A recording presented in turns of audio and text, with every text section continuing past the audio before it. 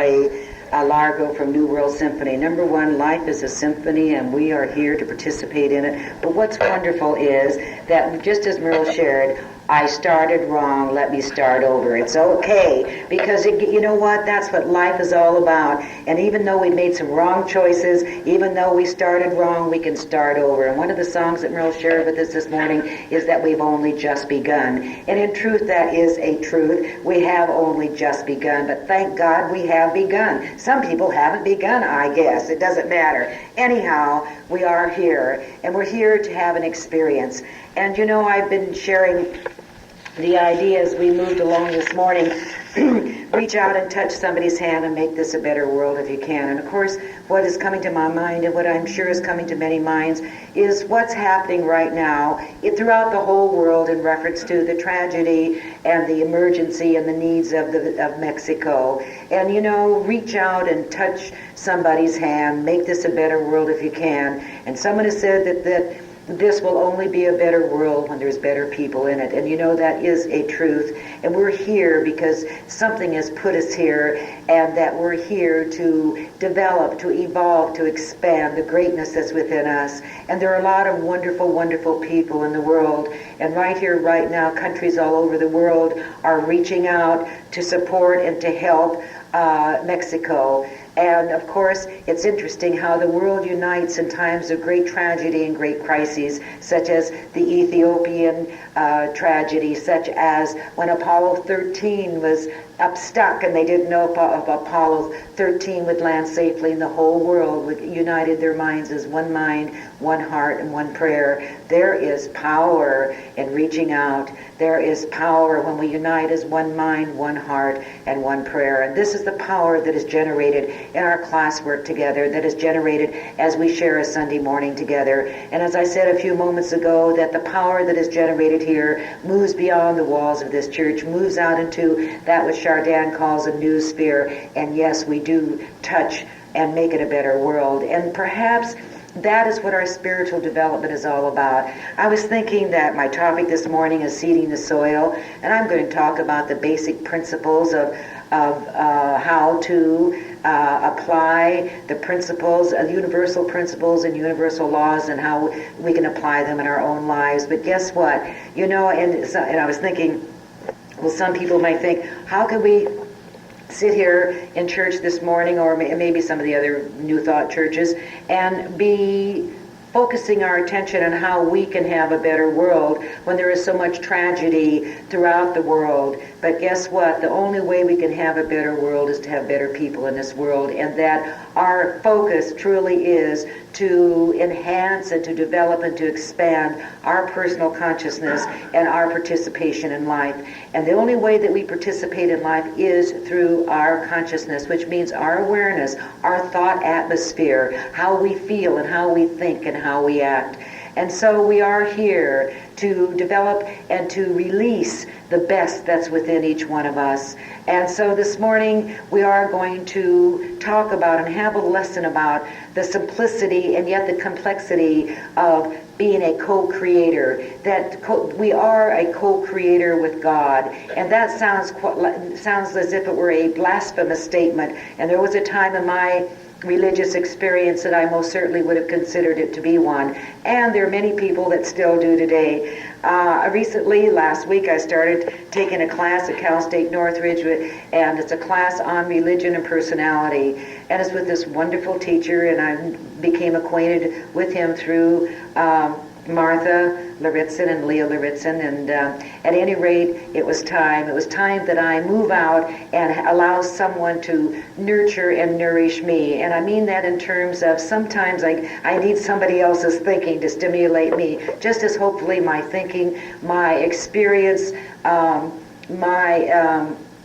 my faith, my excitement stimulates you. At any rate, we had an assignment, and well, first of all, the textbook for that is, and I see my friend Jerry Stanberry, she's going to giggle about this, because in our RS4 class, this happens to be a textbook, but anyhow, the first text we're using is The Varieties of Religious Experience, and that's a difficult book to read. But you know what's interesting is that this class and in reading and sharing this book, we're not coming from a point of religiousness or religion. We're coming from a point of experience.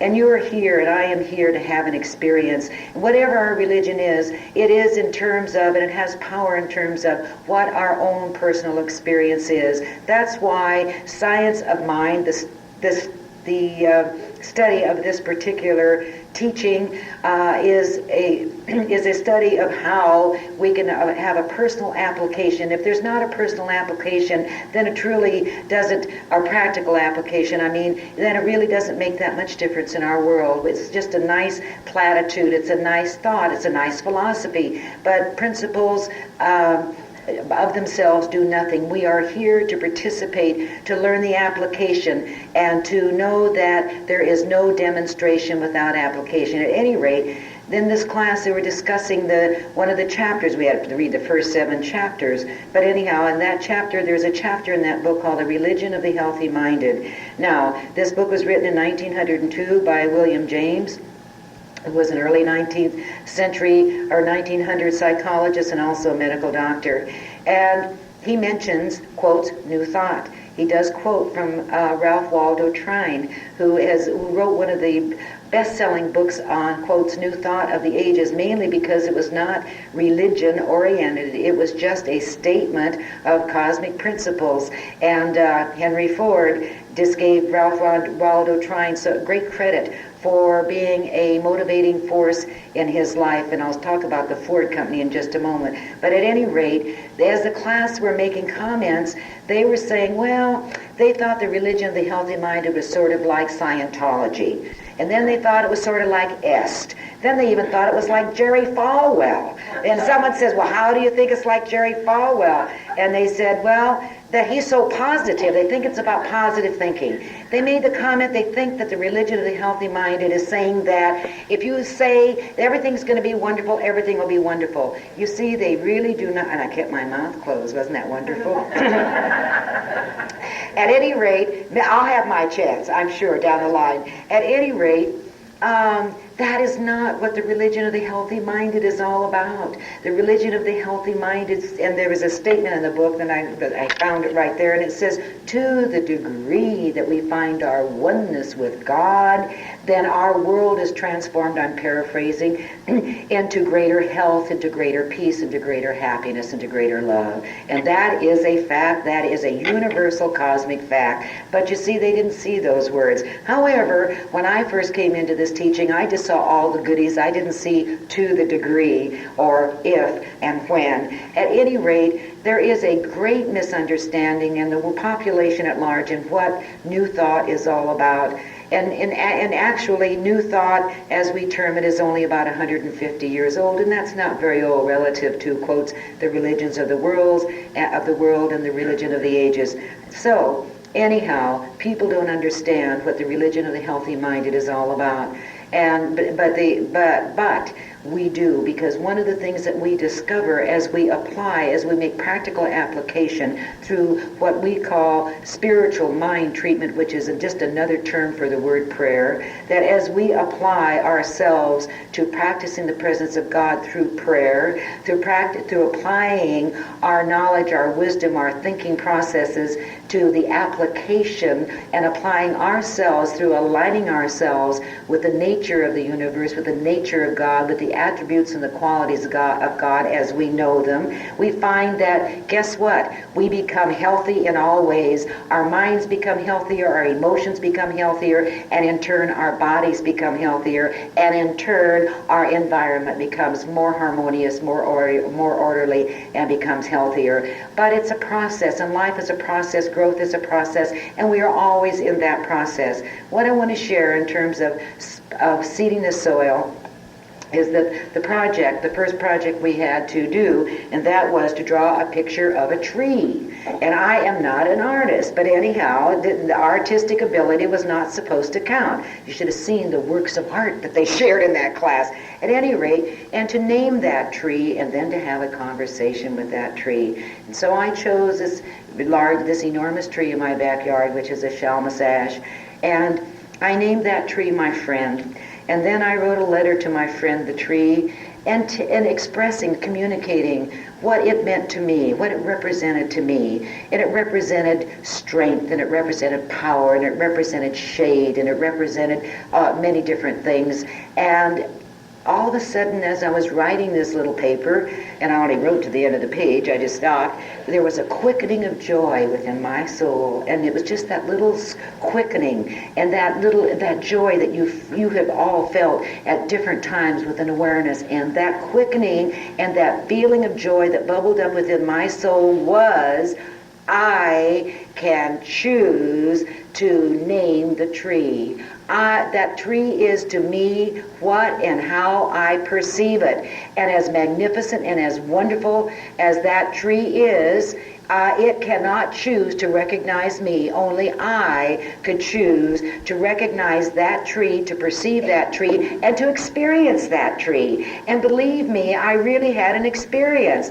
I really experienced a new experience. And now every time I look at that tree and say, hello, my friend, I have had an experience with that tree. I'm hoping this doesn't sound way out to you, my friends, because if you would take the time to smell the flowers, time to have an experience with a facet of nature, what it reveals and unfolds and evolves through you is magnificent, amazing, awesome, and healing and revealing. And so, seeding the soil, we are co-creators, and there is a creative power in this universe, and we need to know all about it, at least as much as possible. We need to practice using it. We need to seed the soil, and the way we seed the soil is with our thoughts. You see, we have pretty much in our maturity accepted responsibility for our actions. We've accepted responsibility perhaps for a lot of our feelings and our emotions, but the majority of the population have not accepted responsibility for their thoughts, mainly because they misunderstand the religion of the healthy-minded. Thoughts are things. It's as simple as that, but it's not as simple as that to practice.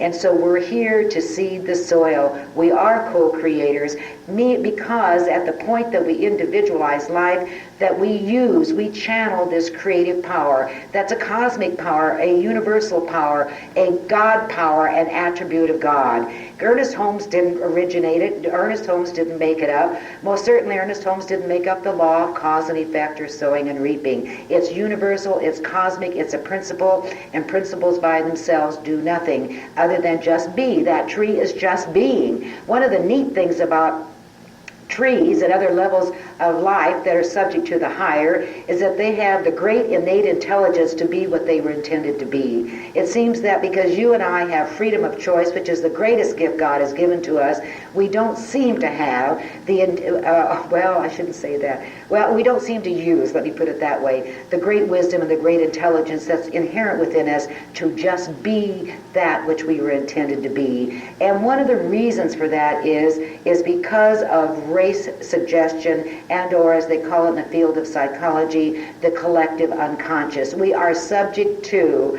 race suggestion, dominant thought patterns that color our experience, that we enter into the vibration of. In other words, our world is according to our brand of thinking, and for the most part, often I should say, we allow the world, the race suggestion, the race mind to tell us what to think and how to think it and what our brand of thinking and experience is going to be. And so, it's interesting. We are not the power. We direct the power through thought. However, we are empowered to choose, to initiate, to select. And the simple analogy of this creative process, of course, is seeding the soil, being a co-creator, and accepting the responsibility for that. And one of the things we learn as we practice applying the principle that thought is creative and that it's done it to me as I think, as I believe, that one of the things we learn is that we aren't going to be able to pick daffodils if we're planting crabgrass. Now, most people want to plant crabgrass and have beautiful flowers, and the law says, the universe says, no, that ain't the way it is. The way it is everything reproduces after its own kind. One of the neat things is that Martha took this class 3 years ago, and so she's repeating because she loves the class anyhow. She, number one, is artistic, but she had this beautiful apple tree, and it was filled with fruit. and there were fruit, there were apples all over her tree. What a wonderful symbol. What a wonderful symbol of what's going on within her consciousness in terms of practicing the presence. And you know, the teacher Jesus said, "Ye shall know a tree by its fruits." And that is a statement of a veiled statement perhaps of the law of cause and effect. We can know what's going on in our inner mind by our world of experience, because the creative process is involution, evolution, and the creative process also is, it acts through self-contemplation. So yes, even though there are great tragedies going on in the world, our number one top priority is for us to be here and to be in this study so that we can learn to apply the principles that are cosmic and universal to practicing the presence and to practicing releasing the greater and the higher and the best that's already within each one of us. One of the things is that means then, if we're going to accept responsibility in our maturity for our thinking, if we're going to accept that this creative process is, you see, we do not change the law of cause and effect, we change our use of the law of cause and effect. Laws are laws and principles are principles, and they never change.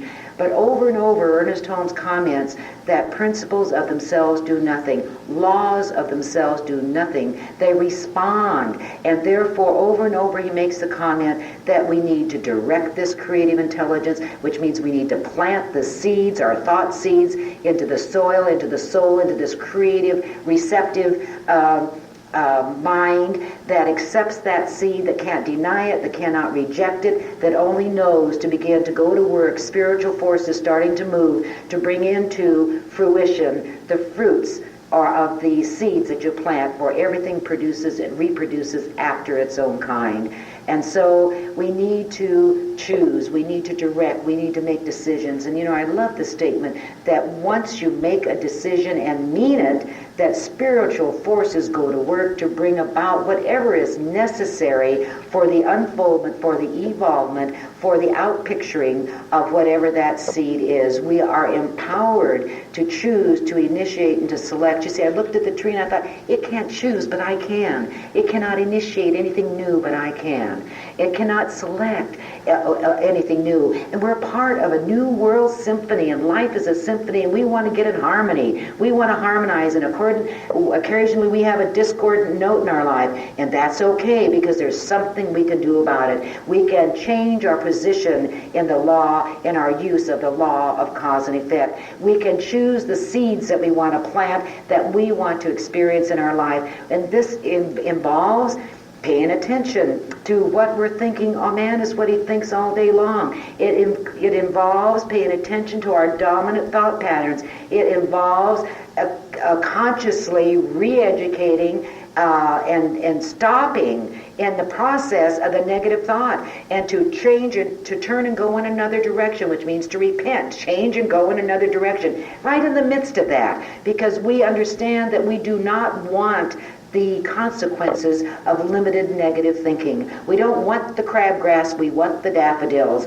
but it's up to us to plant the bulbs of daffodils. It's up to us to plant the seeds of happiness. It's up to us to plant the seeds of health, of loving relationships, of success, of self-expression, knowing that each one of us is unique and wonderful, and we're here to express that uniqueness and that wonder as individuals, as individualized expressions of life, not like anyone else. You know, I was thinking about race suggestion, how dominant it is, how strong it is. And you know what? One of the race suggestions is that we're all supposed to be like everyone else, that we accept what the authorities say, what the experts say, and then we're going to pattern ourselves after that. And then we look at ourselves and we're not a 10, or we're not tall, or we're not short, or we're not whatever. And then we feel that we don't measure up. We do measure up to the reality of our being and to the reality of our uniqueness and our individuality.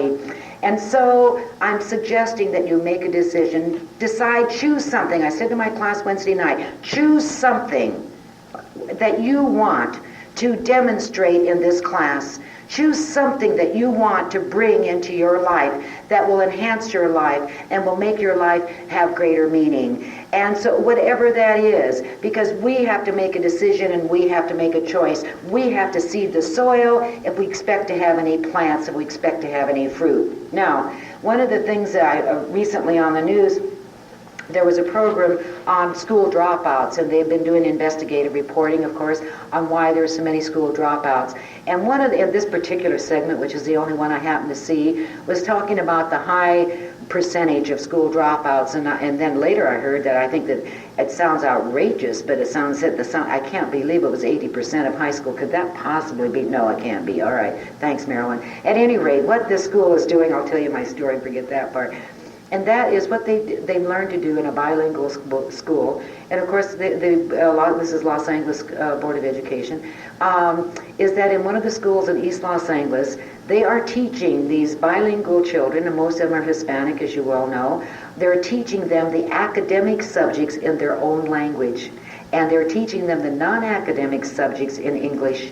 What they have discovered through experimenting with this teaching procedure is that the children have a feeling of success because it's easier for them to learn an academic subject naturally in their own language. As they experience the feeling of success, they know they can do it, and they know they can move into the translation of learning academic subjects in the English language. But you see what a fabulous procedure, what a fabulous concept in terms of giving the youngsters a feeling of success. And that success breeds success. When they know they have a feeling of success, they know they can do it. And so this is why we need to make a decision. This is why we need to decide what seeds do we want to sow. Do we want to sow in the creative soul, in the very creative soil of life, of the universe? And and if you're new at this, begin with something that's maybe more simple. I mean, to seed the soil and to say, I'm going to demonstrate $1 million by December 31st is really challenging your belief system, because small victories, small successes expand and move into greater victories and greater successes. And we need the feeling of success. We need to know that this thing works. We need to know that if we work at it and work with it, something greater is going to happen, and that we are moving into a new world symphony, a new world of greatness, for this is the very evolutionary process. I commented on Chardin last week in terms of through his own studies as a paleontologist, how he discovered that all of life is in an evolutionary process, and that all of life is moving towards a divine event, that divine event being the omega point, what he calls the Christ consciousness, the Jesus Christ consciousness, and our oneness with God. And so that's what we're all involved in. We all are involved in an evolutionary process with that. So the divine urge within you for that which is greater and more wonderful, not selfish, my friends, but that which is greater and more wonderful that enhances your life, is spirit urging you to evolve, to expand, to grow, to reach out and touch someone and make this world a better world if you can. We can make this a better world. In the process, it's a part of the process, and that means that our personal world expands and evolves and becomes better. And so, again, that we are here to be a part of this growing process. So we need to understand the impersonalness of this creative process. You see that when you and I plant a seed, when a farmer plants a seed, he doesn't worry about making the plant grow. He has faith that the nutrients in that soil will take care of the plant. And we need to do the same thing when we pray, when we use spiritual mind treatment, when we direct our thought, when we plant our seeds. And that is to know that our part is to plant the seed, to seed the soil, and that this intelligence that created this universe in the beginningless beginning will take care of the rest. And so the part that we have to do is to keep our hands off, to let go and to let God. And it is a process. It's a process that is forever unfolding. Ernest Holmes defines principle thusly: We are surrounded by a creative principle which responds to the impress of our thought and acts upon it exactly as we think. That's a definition of the creative principle, this creative power. And again, there is a power for good in the universe, and we can use it. And what we want to do is use it consciously. What we want to do is use it specifically. What we want to do is to pin our minds down, to make decisions, and what would you like to demonstrate in your life. You know what the word demonstration means? It means bringing something good into your life that was not there before. It means moving into a greater awareness of wholeness, of health, of peace, of success, of whatever. A while ago I said I'm going to mention the Ford company, and I'm just about finished, and perhaps many of you here this morning have read Iacocca. Came out in paperback and I saw it, so I thought, okay, I'll buy it. Anyhow, it's a fascinating story in terms of, we're all quite familiar with the story of Lee Iacocca. But in the book, it goes into the background, the history of in the founding of the Ford Motor Company. It most certainly goes into the power struggle and the politics that go on in giant corporations. But the interesting thing is that way back when Lee Iacocca was just out of college, he planted a seed. And what he said was, when he went to work for the Ford Company, at the age of 30, and he was. They say he's arrogant and he's this and that and so on and so forth. I wouldn't tell you the other things they said. But he made a decision and he planted a seed, and he said, I'm going to be president of Ford Motor Company by the time I'm 35. Well, he wasn't president by the time he was 35. He was vice president, I think, a few years later than that. And of course, he did become president of the Ford Motor Company. Now, the thing that's interesting is he planted a seed. The other thing that this book reveals is that he was completely dedicated to his work. And you know, they say that success is 90% perspiration and 10% inspiration. And so he planted a seed, and then he moved his feet. He did something about it. Now, most people do not want to work that hard, and frankly, I do not want to work as hard as Lee Iacocca did in order to move through what he moved through to the position that he holds today. And of course, at the end of the book, it's saying that he has made such an impact on the world, and particularly in the automobile industry, that he could do anything he wants. He could run for president, probably be elected. Well, I don't know about that. I do know, though, that the story is one of success. It's one of planting a seed. It's one of moving the feet. It's one of giving energy to that dream, that goal, and that decision. And so each one of us truly there is an infinite, unlimited potential. And our goal perhaps isn't to be another Lee Iacocca or whomever. Our goal, in my opinion, my goal is to live my life at the highest level of my understanding of my spiritual growth as I possibly can, knowing that my spiritual growth, involution, that which I'm involved in, the more I'm involved with my recognition of the nature of God and the nature of the universe, the principles and the laws of the universe, the more that I brainwash my consciousness, bombard my subjective belief system that most certainly has been dominated and conditioned by race suggestion, lots of stuff that I'm working at undoing and slowly but surely am undoing, and to be the best that I can be at the point that I individualize life. Reach out and touch someone's hand and make this a better world if you can, as we better our minds and our hearts, and as we respond to the evolutionary process and move towards the omega point, towards the Christ consciousness, towards our oneness with God, our oneness with the whole. Our world does become better, and we add a dimension of power and of positive energy to that race mind, to that great collective unconscious. We're all part of it. We're not separate. We are the children, and we are the world. And somehow we have to know that we're not separate and apart. We have to know that at the point that we experience life, and when sometimes those experiences are less than happiness and wholeness, that we have to know that we're not separate and apart, that there is something, a power for good, that we can believe in and that we can depend upon. The principles and the laws of the universe are dependable. It's you and I that need to move our consciousness, our awareness, our decision-making process, our empowerment in alignment with the law of cause and effect, with the law of sowing and reaping. And so today you and I can plant the seeds of wholeness. We can plant the seeds of happiness. We can plant the seeds of expansion, spiritual expansion, oneness with the joy of being. We are here to experience the joy of being. And just as I had that little quickening of joy when I was talking to my tree and realized I have the power, I am empowered to choose. I can choose my thinking.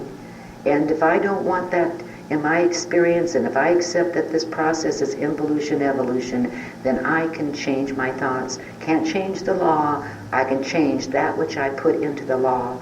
And so I'm suggesting one more time that we think about our life. What would make your life best?